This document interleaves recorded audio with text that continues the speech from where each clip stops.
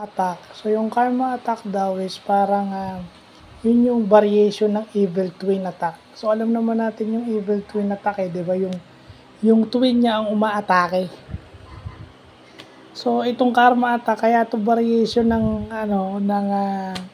evil twin kasi ito daw yung mga naglalaman o merong dalang SSID na automatic nagre-reconnect without user intervention or without human intervention.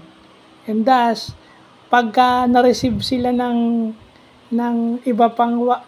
na-receive sila ng ibang access point, doon sila nagiging evil twin. Kaya karma. Kasi balik. Yon. So, yung sa information security yon. Kaya sila nagmumukhang evil twin dahil doon sa concept na yung ganun lang ang doon sa evil sa karma attack. So, maganda natututunan natin yan. Dapat na rin ako mag-update ng computer security dahil medyo wala na akong masyadong alam or kung meron man is konti na lang.